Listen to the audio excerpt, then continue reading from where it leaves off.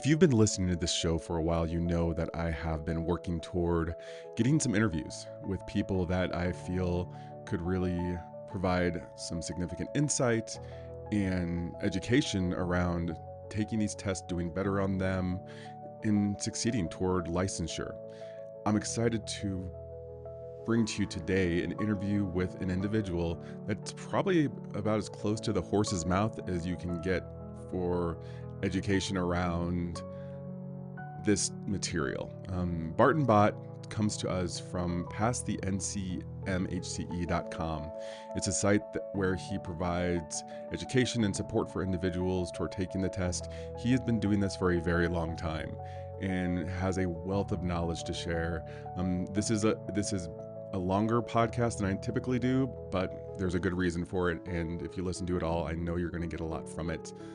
Also, as a special treat, Barton has been kind enough to offer 15% off of anything from his site using the code capital BBOTT15. So all capitals with 15 at the end. That's BBOTT15. They're also having a Valentine's Day sale through the 15th of February where you can get 20% off the products as well. So check the site out.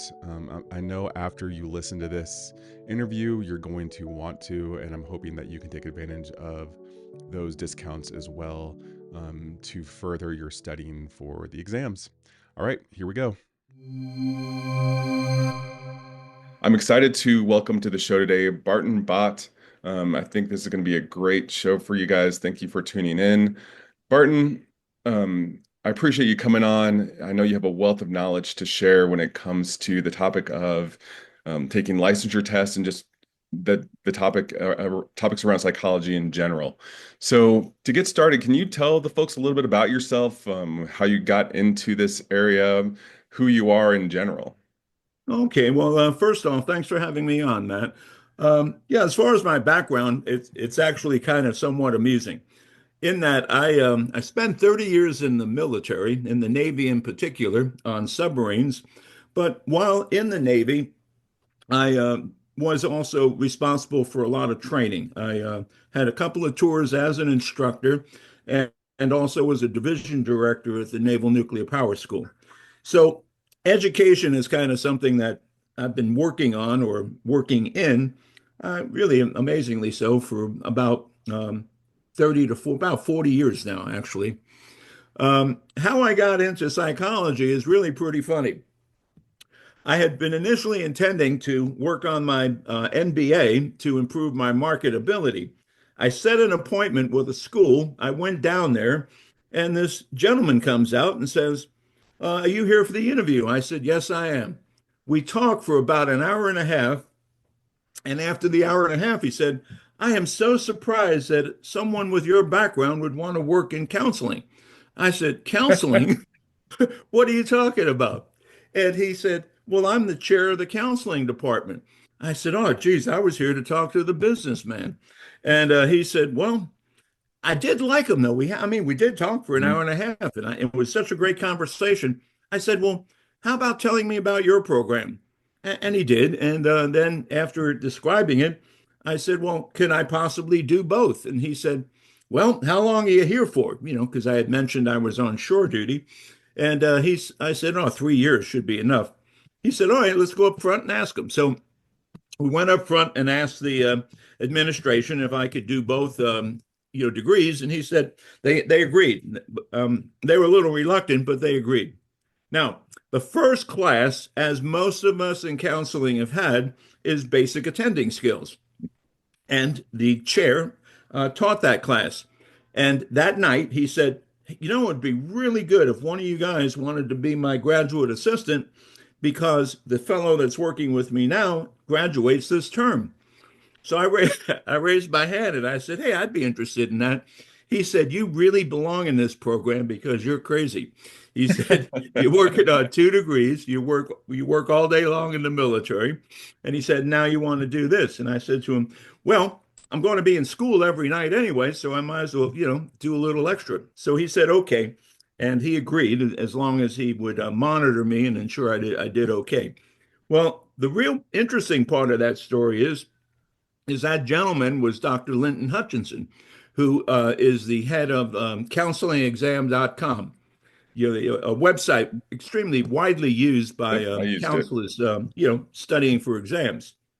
So I went through the entire program. I was his graduate assistant for 2.5 years, and being that we were about the same age, because I did have a just about my full military career behind me, Mhm. it was easy to become friends. It wasn't like a professor and a 20-year-old. He was a professor and a 39, 40-year-old. It was a little Mhm. different. So we continued to be in touch. Soon after I transferred up to Connecticut, he writes and he says, I'm putting a site together for counselors to prepare for their exam. This was in 1998. Okay. And he said, would you be interested in writing material for me? I said, I'd love to. I'd actually absolutely would love to. So I started writing material for him. Pretty much every day we'd do something and we would talk. We have talked just about every day, amazingly so, since then. In fact, I just got off the call with him a few minutes ago. He's up at a conference right now, and he said he was missing me because I usually attend with him. So anyway, we started doing this site together in 1998. Back then, you only had the NCE exam for qualification. Then they moved into the NCMHCE exam, which was excellent because, as you know, that allowed clinicians such as ourselves to diagnose. And that was a new thing. So, needless to say, it was very heavy in diagnosing, or at least a good part of it.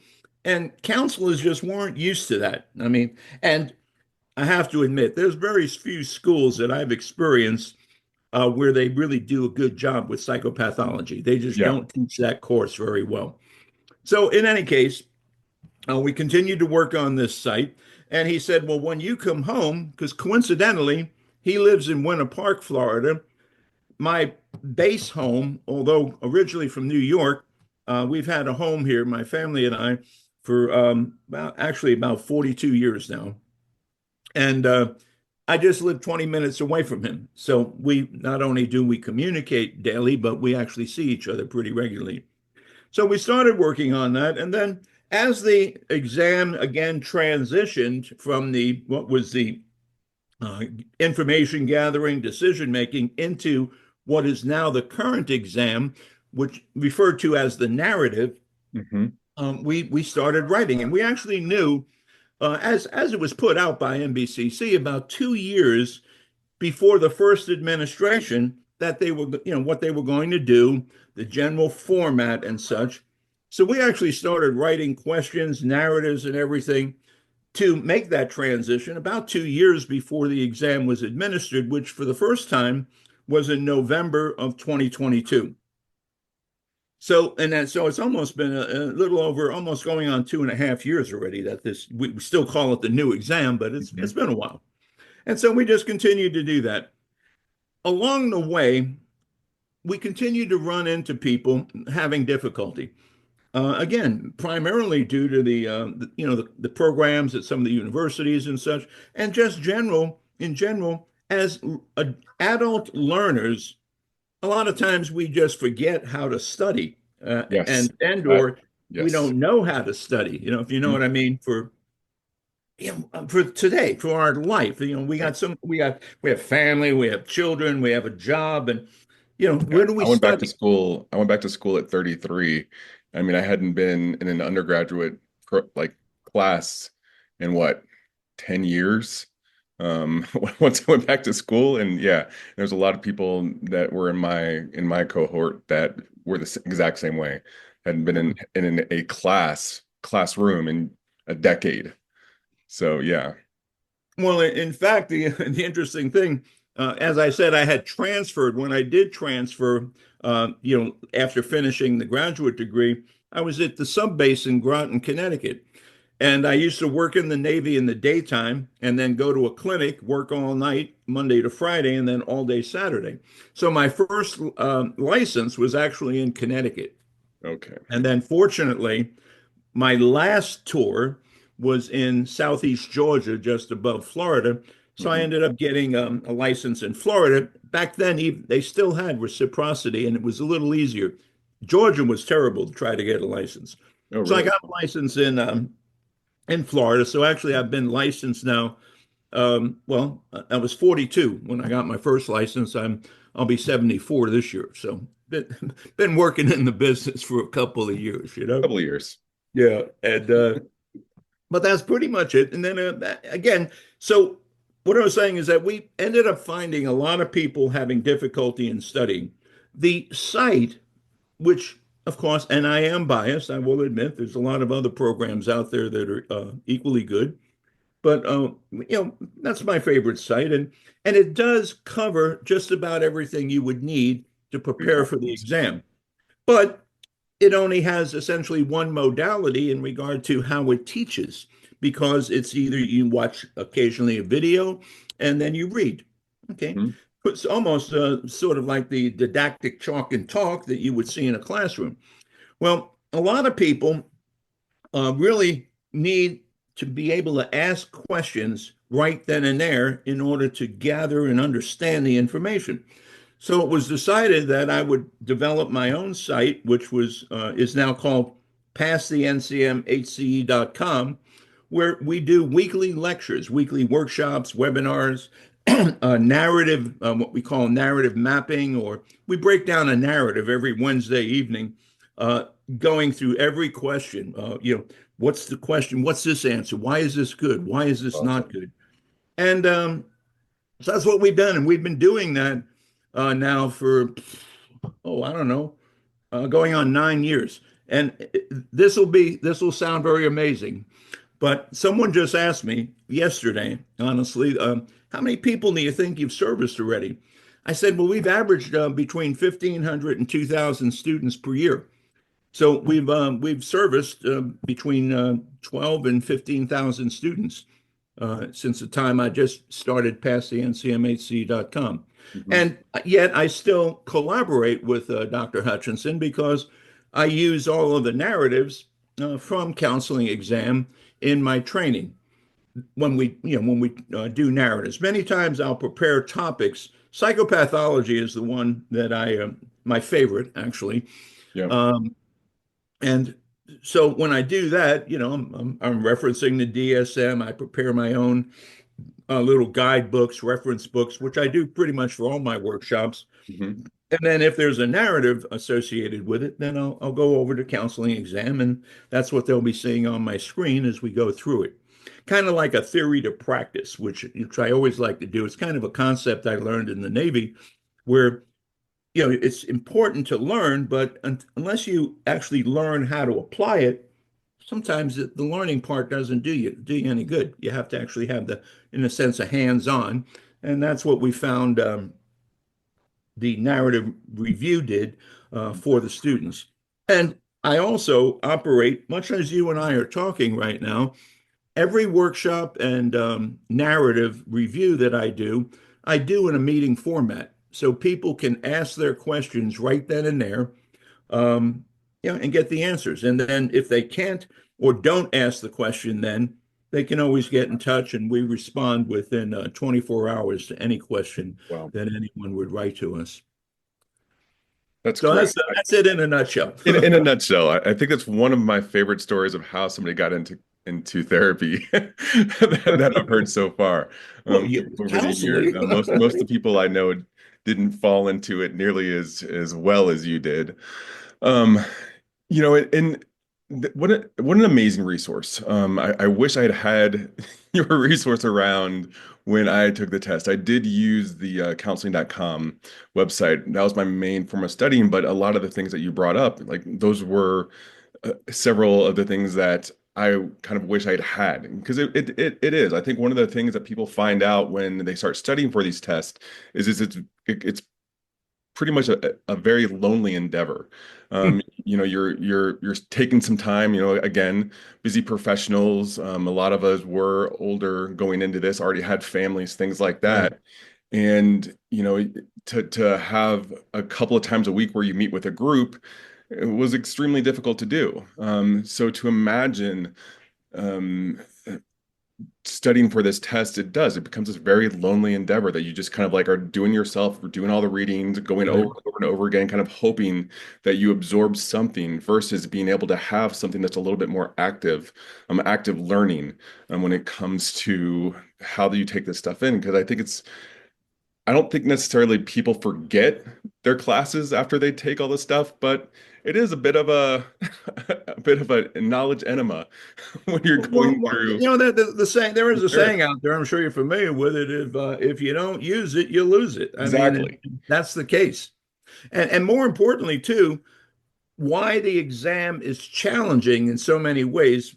The main area that people have difficulty in is the theories, which would Mhm. be part of domain 5.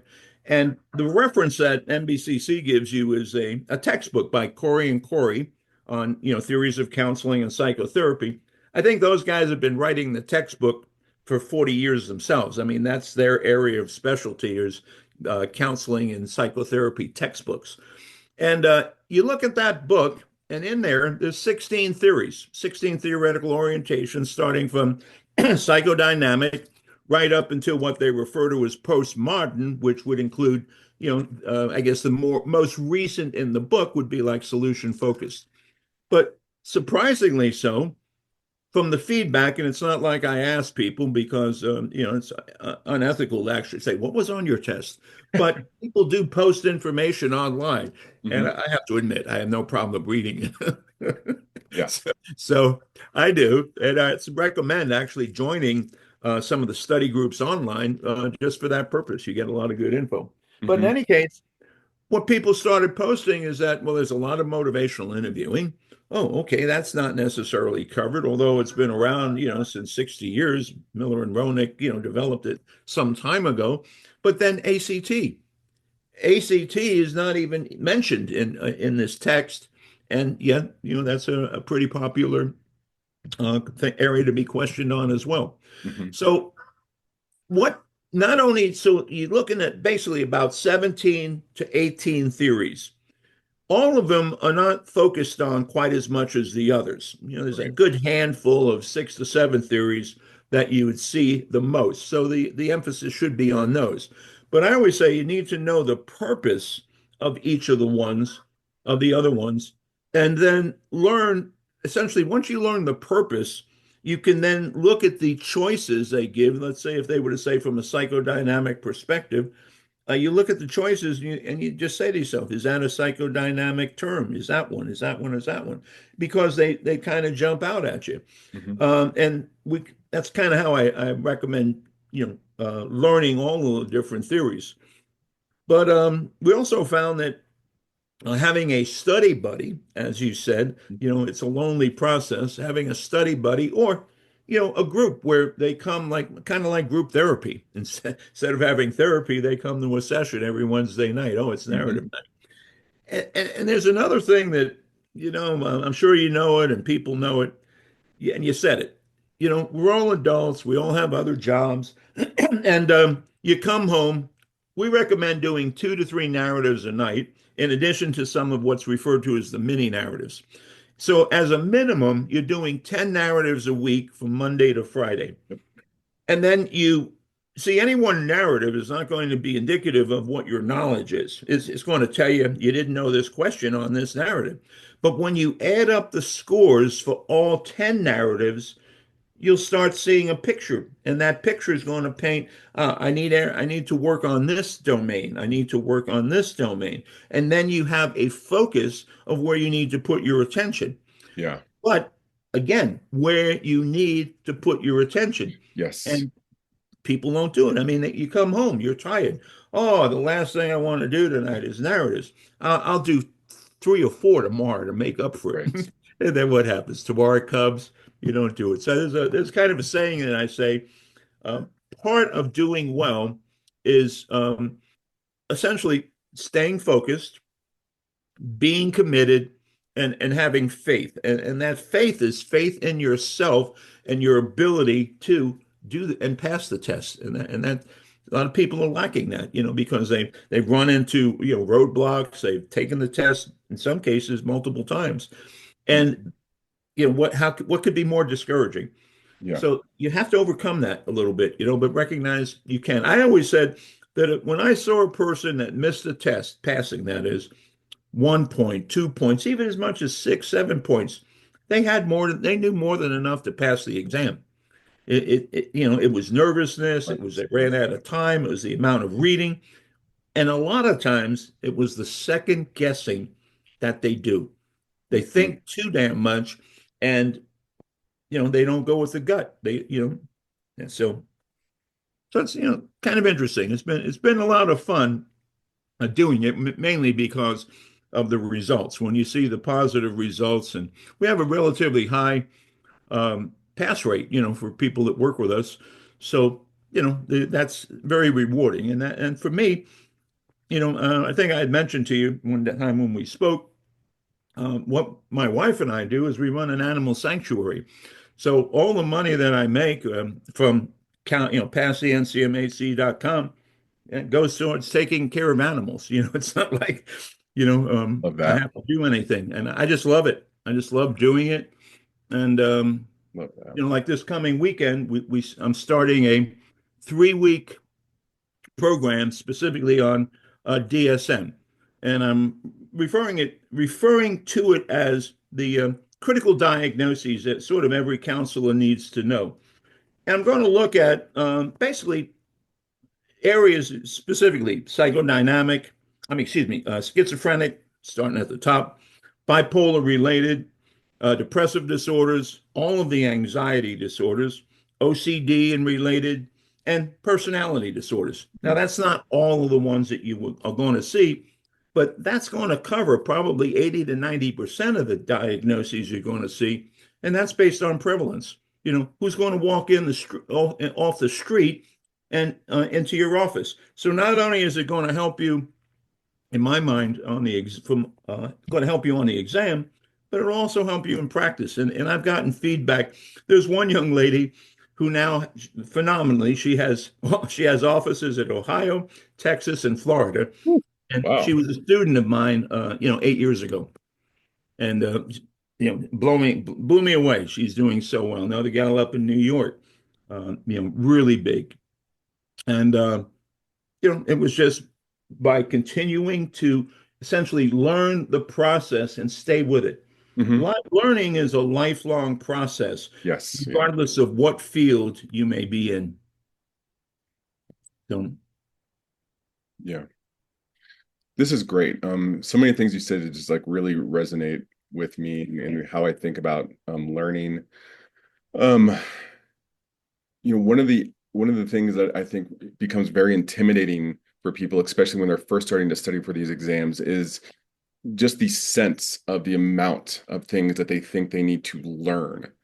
And I mean, you mentioned like the DSM, like just looking at that book. I don't know how many people actually look at the physical book anymore. yeah, Is enough just to put you on edge and to think like, oh my God, I need to know all of this, plus right. all these theories, plus I mean, and I think that's one of the things that just really bogs people down, gets their nerves just going when they think about how are they ever going to have all this information ready to go in time.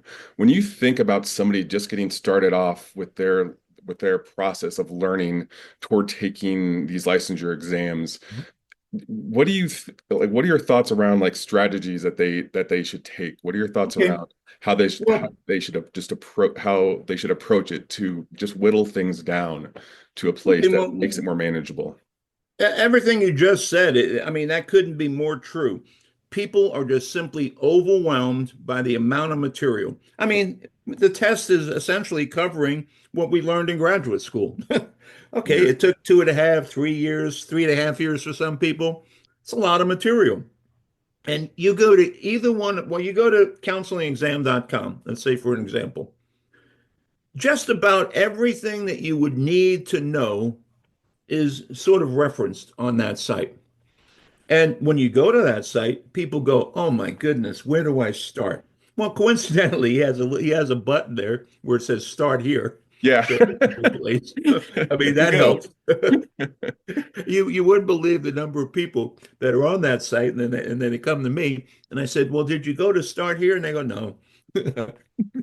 I say, well, let's look at it. But in any case, the thing is also is to identify your areas that you need to study.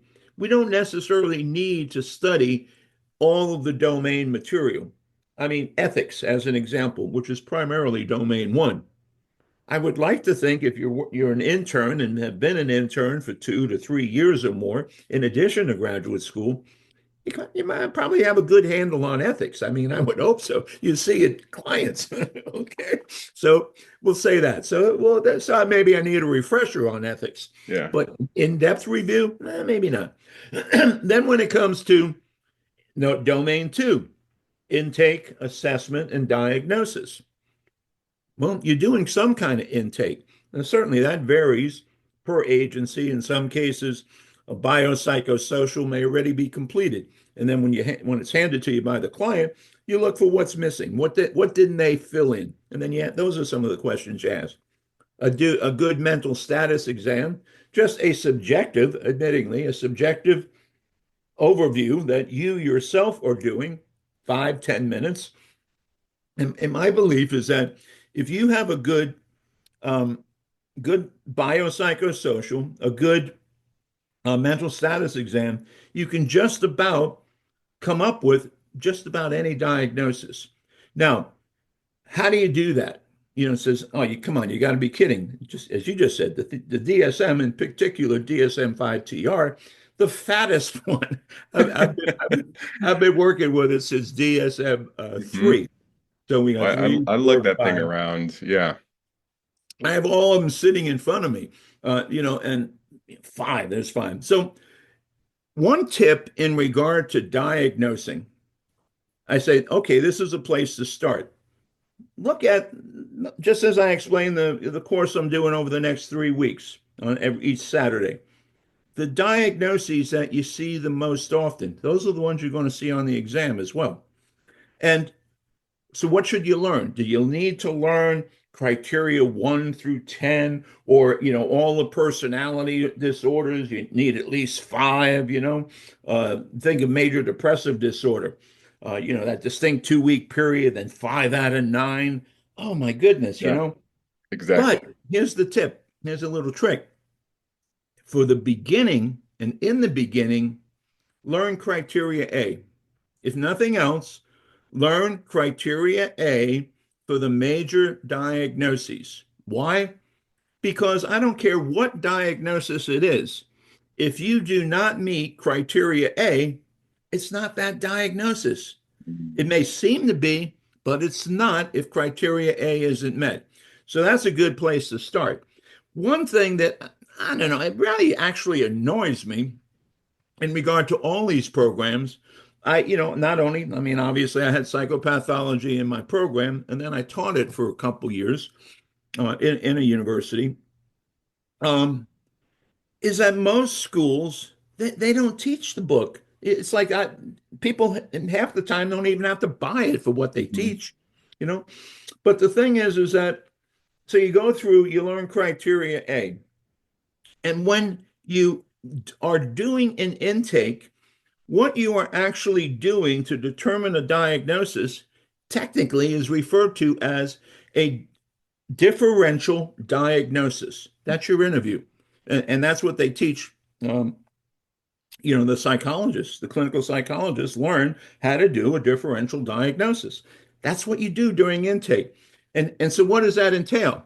You get symptoms, whatever the client presents with. Now, granted, they don't always give you everything the first time, but whatever they do give you the first time, you sit there and go, okay, what diagnoses could possibly give me these symptoms? And the rule of thumb is that you should come up with about 4 or 5 diagnoses, which is really kind of easy when you think about it, because again, we're talking categories. Let's say like behavior. If you have a child brought in at, middle range, 9, 10, 11, behavior problems, they're not very clear as to what the behavior problems are. Mhm. So the books on assessment will tell you, for children and adolescents, go for ADHD first. It's not assume it's ADHD, but assess for ADHD Okay. because of the frequency. So That's one of the diagnoses you should be thinking. But then we say conduct, and they go, well, no, it's not that. And then you go, well, how bad is their conduct? Is like, and they have these outbursts. Oh, they do. At three or more times a week. Oh, no, no, just occasionally. Okay, DMDD's off the table. But that's it. That's just criteria A. Hmm.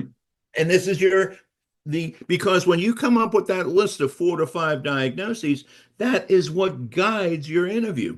These questions Right. to rule in or rule out. Okay, so we scratched off ADHD, we scratched off DMDD. How long has this been going on? Was there any particular stressor, such as thinking maybe an adjustment disorder with conduct? No, no, it's been a couple of years actually. Nothing stands out. Okay, so it's not an adjustment disorder, which is pretty common. Um, then we go, well, how do you relate with, how does your son, daughter relate to you? Do they listen to you? What do you mean? Well, you ask them to do a chore. Do they do it, or do they just walk away? Or you say, "Come on, it's dinner. Don't eat that. You're going to ruin your dinner or appetite." And they don't care. They eat it. Basically, they ignore you. Hmm. Okay. Well, you'd have to say, "Oh, it sounds like very simply oppositionally defiant." We're not talking about ignoring kids. We're talking about ignoring authority, Right. opposing authority. And they go, "Well, yeah, kind of." Okay, so is it ODD? Well, let me just ask one more question. Do they ever put their hands on people and animals, like hurt them? You know, and which is when you think about conduct, a violation of societal norms. Yeah, break the law. That's like assault. And they go, "Oh no, he's not that bad."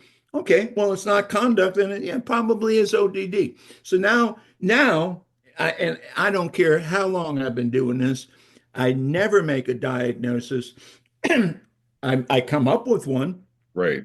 I never say this is it until I open the book and I review all of the criteria for what I think it is. And that might be for one or two or possibly even 3 different diagnoses. But that's just giving an example. Now let's continue with that conduct. Okay, so it's not ODD, it's not conduct disorder. And well, what else could it be? Oh, how about intermittent explosive? Because in the beginning, they did say they have outbursts. Yeah, yeah. Well, when they have these outbursts, excuse me, are they, like kind of out of proportion to whatever the stimulus was? Yeah, sort of. And then how long are they kind of upset? Oh, I don't know, 30 minutes, 40 minutes, and then they're cool. No, no problem. Oh, so what is that? That sounds like intermittent explosive disorder. And they go, no, no. Like basically, he's a nice guy, but you don't want to be around him when he gets mad. Okay, so possibly intermittent explosive. But no, they said no to that. Now, this is what's interesting. We already said ADHD. And then while I'm talking to them, they said, what's funny is that one time he was diagnosed with ADHD, but he was given medication and it had no effect. Really, it had no effect at all. No, it like nothing changed. Well, how often does the behavior come? Is it like 24/7? And now they finally tell you a little bit more. They go, no, that's what's funny about it.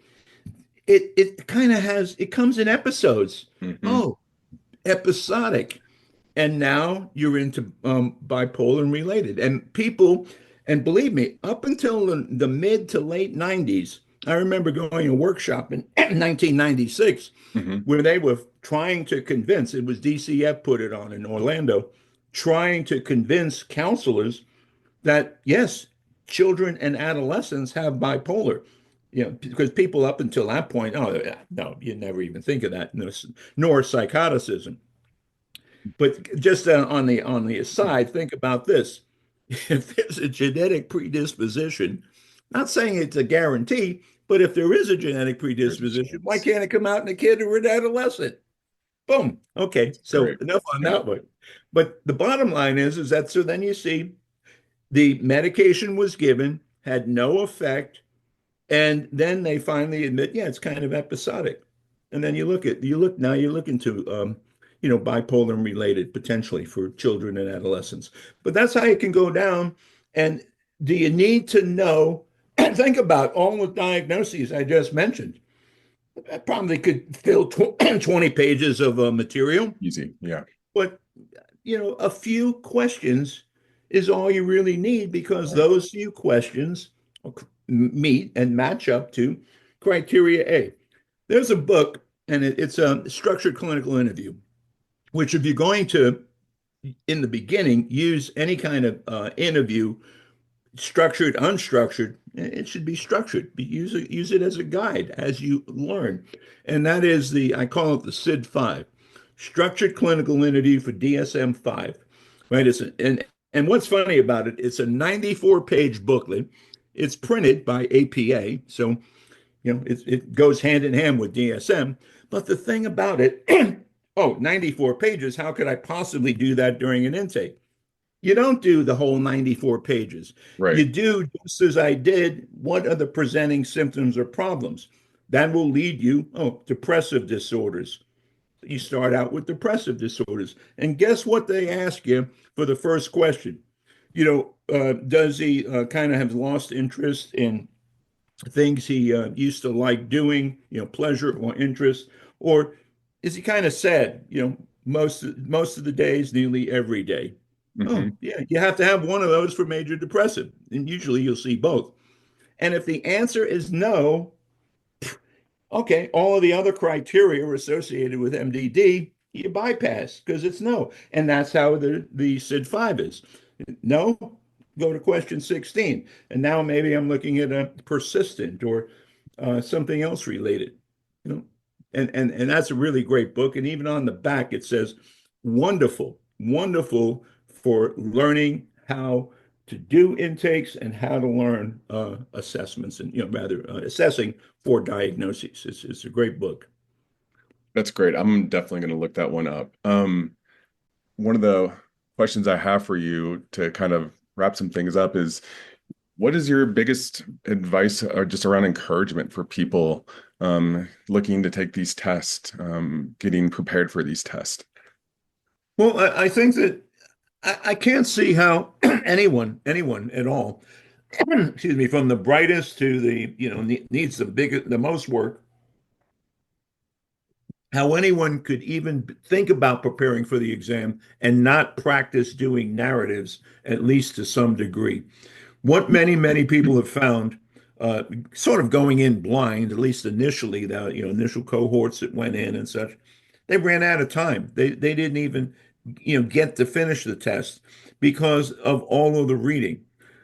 The narratives are lengthy. They all have 3 sections associated with them, in addition to what I refer to as the demographics, the background.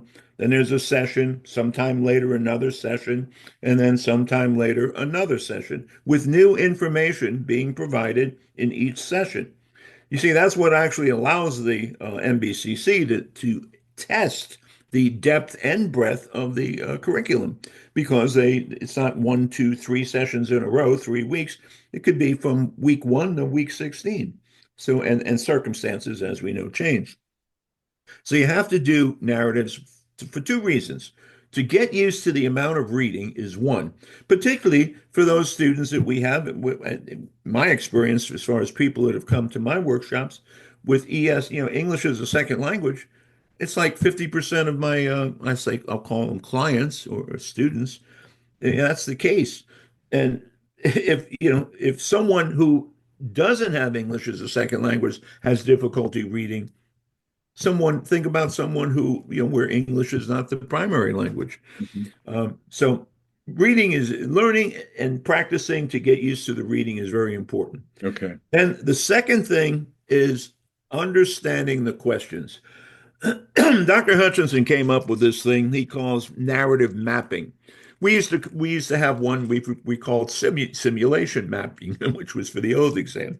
And on the narrative mapping, basically what that means is questions. The way questions are asked on the exam is oftentimes what the problem is. It's not a matter of knowing the material, it's simply understanding what the heck are they asking me here. And so that's really important. So there's 4 things that everybody should do. Not that you have to do all 4 for every question, but the four things you should do, and the way he refers to it as is please save the world, right? PSTW, please save the world, where P stands for paraphrase. Just as we might do with a client to ensure we understand exactly what they're telling us, put it in your own words and then see if that makes the question a little more sensible. Oh yeah, oh okay, I got it. And then you go ahead and look at your choices. Well, that doesn't do it. So S, save the world. Sounds really big. They call it specificity.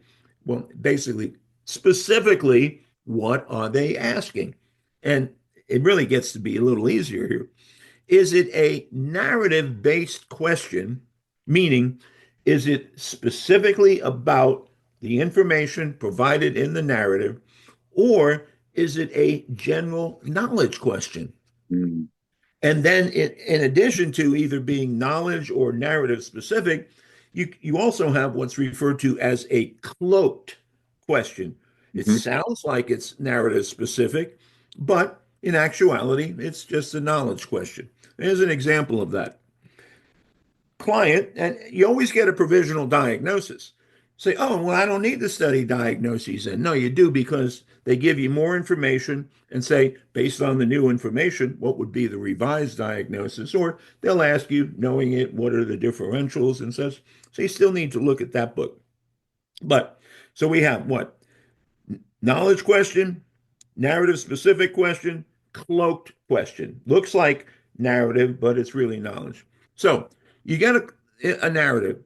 The individual is antisocial personality. That's the provisional diagnosis. Well, generally, someone antisocial personality will be resistant. Right? They will be resistant. There will be some kind of ambivalence.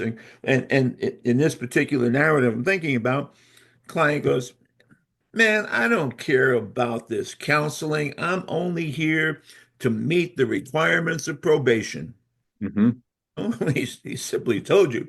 Okay, well, okay, tough case. So now, and the question is, and the client's name is, we'll say Jim. So the question says, what are you going to do? What technique and or approach might you use to overcome Jim's ambivalence? So, oh, well, Jim's ambivalence, that must be narrative specific. No, it's not at all. That's one of those cloak questions. Because when it says, what approach are you going to use to overcome ambivalence? Remember, I said earlier, when it comes to theories and approaches and such, what's the purpose? If you look at the general two-sentence purpose for motivational interviewing, it will say, primary purpose of motivational interviewing is to overcome ambivalence. Boom. And that's right away, overcome ambivalence. You're looking for motivational interviewing. Which is Right. it, A, B, C, or D?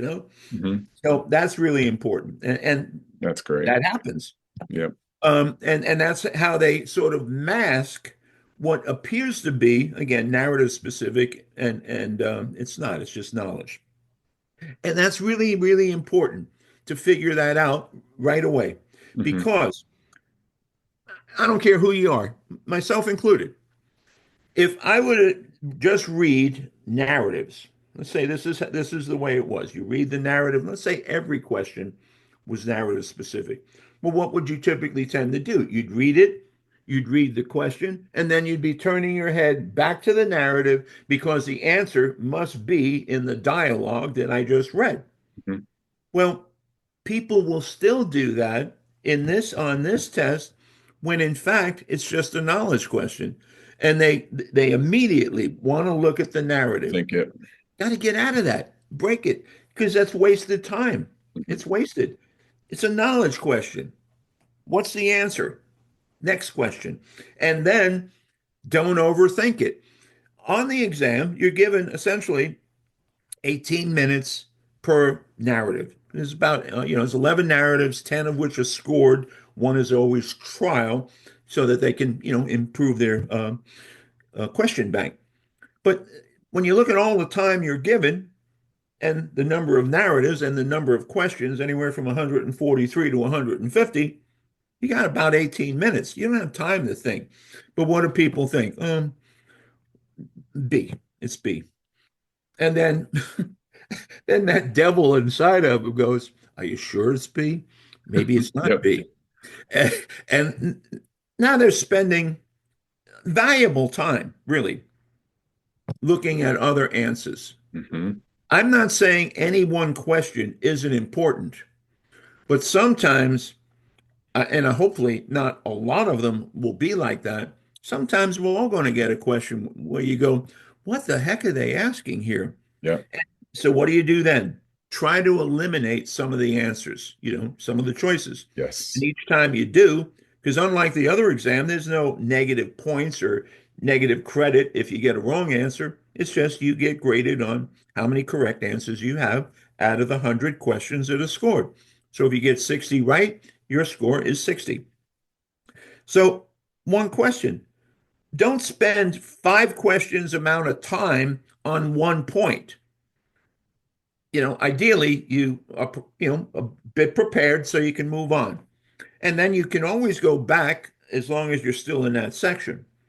So don't spend a lot of time. Go with your gut. Believe in yourself. That's where I say, when you're studying focus, commitment, and faith, well, that faith also carries over in a huge way when you're taking the exam. Believe in yourself. Trigger, when we read a question and we see a particular word, it triggers something in our head. Hmm. And I always say, and it opens up that file cabinet, and boom, out pops the answer. That's why it's A. Pick Yeah. A. All right, so we have please save. Now we go the. It's kind of a repeat, but sometimes they just go, well, what is the topic? What is the topic of the question? Okay, so they're asking me what theory I'm going to use. Okay. Or what intervention from a Adlerian standpoint, which intervention might I use? And some choices A, B, C, or D. So right away, which one A, B, C, or D are actually Adlerian interventions? And you look down there and you see um, cognitive restructuring. No, that's not. Token economy. Oh, that's clearly behavioral. And then and B and C, maybe the what if question, and then geneogram. Well, Hmm. both of those are Adler. So which is it, B or D? Well, what does the question want you to know? What information are you looking for? Oh, you want them to project ahead. What does it look like when there is no problem? Oh, what if? Much like a solution focused of the miracle question. Adler called it what if. I always say that when you look from psychodynamic to present time, there's not a whole lot of differences in all the techniques. They change the name and they contemporize them for Hmm. modern day society. So anyway, please save the, and then finally we get down to W, world. W, words, words. And like this weekend, I'm going to be doing diagnoses, covering the most common diagnoses for the next 3 weeks. But one of the things that I teach when doing diagnoses, okay, just like what's the purpose? What are the key words associated with that? Well, we just said one, ambivalence, lack of empathy, for antisocial. Okay, so I see those words like that, I should be doing. But in particular, and then I look at the words in two ways. One way, and then I see other words, such as that I might see in the mental status exam that they give me. Hmm. It is an example where the preliminary diagnosis was depression, but you're reading the mental status exam, and it says, and throughout the client continued to tap the armchair. Her feet were continually moving. She spoke very rapidly. Does that sound like depression? Heck no, that sounds like anxiety. Then you get a question. Based on the presenting symptoms, what assessment are you going to use to get more information? Immediately, choice A, Beck Depression Inventory. Why are you picking that? Because they got depression. But they didn't ask you that. They asked for the presenting symptoms. What did the client present with? You can't read that and tell me that doesn't sound like anxiety. I don't care who you are. Oh, it does. Oh, what's choice B? Uh, Beck anxiety inventory. Bingo. That's your answer. Now, that's one way of looking at the words. And mental status gives you so many different kind of words to when you are thinking about like doing that differential diagnoses, because it's the key words that are the symptoms. And just on the aside, when you look at DSM-5, nobody reads the front matter. Hell, they don't read the diagnostic criteria. But in the front matter, it says that the whole philosophy of DSM-5 TR in particular is a new approach per the APA. And what they are doing is cutting across dimensions, specifically meaning client has depression, but I identify that they also have symptoms of anxiety. Do I still not, don't I treat those? Don't I have to still add those to their treatment plan? Absolutely. And just coincidentally, in the DSM, there's two measures that people don't even know about because they don't read the book is level one cross-cutting, level two cross-cutting. What does level one cross-cutting do? And just the name itself, level one cross-cutting across dimensions. Mhm. It will identify 13 different domains on a Likert scale of 0 to 4. You get a 2, 3, or 4 in for any of the domains, just like if you gave a cage where you're screening for alcohol. Oh, you get a yes. Well, I need to look deeper. Well, you get a 2, 3, or 4 in any of the domains on a level one. Go to the level two for that domain, where all the questions will be about, let's say, the first two are depression. You go to level two for depression, 8 questions, all depression. Okay. And what you're learning, and you'll see this just about on all assessments. Assessments are really a key part of the interview and such as well, because when you, like I said, you get a 2, 3, or 4. More times than not, the results of these assessments are on a scale, and it's a number. And that number, like 2, 3, 4, corresponds to mild, moderate, severe. That's the level of severity of the problem. That is your baseline level or your basal level, which is the basis for your treatment plan. Such that 6 weeks from now, they're at a 4. I want to be at a 3. And this is the technique I'm going to use to get there. Mhm. Okay. You can't not assess. Now, so you look at the words, but then that's one way of looking at words to help determine level of severity as well as the diagnosis. The way that Dr. Hutchinson also wants you to look at words are just words. Like in the question, it says the best, the worst, the least. So Yes. we got a question. Uh, what is the least priority to you? And you see priority, and right away, number one thing you want to do, you pick that. Because why'd you pick that? Well, it says priority. What am I going to prioritize? That's not priority. It Mhm. didn't ask you what your priority is going to be. It said what would be the least thing you'd prioritize. Mhm. And then boom, wrong answer. And so that's where words are important. And when you think about reading, just reading in general, I remember years ago going to an Evelyn Woods speed reading class. Oh yeah. I actually needed it when I first went to college. It Mhm. was it was my one college professor. It was organic chemistry, one hell of a class. And he said, Bart, you need to read faster. He says, what's the problem with homework? I said, geez, professor, just the amount of reading. I said, I read your book, I can't get to my other courses. And then he said, we have a course for free, speed reading. And what they teach you is how you can increase your speed, but also due to anxiety and nervousness, people do this. And they read like the golden arches, right? They read and they jump and they jump and they go. Mhm. And when they jump over, we will get, our brain is pretty specific and pretty unique, and that we'll get all the content. But when you do that, you might miss a the or best or most or Yep. whatever. Just one word. You only got to miss one word and you get the question wrong.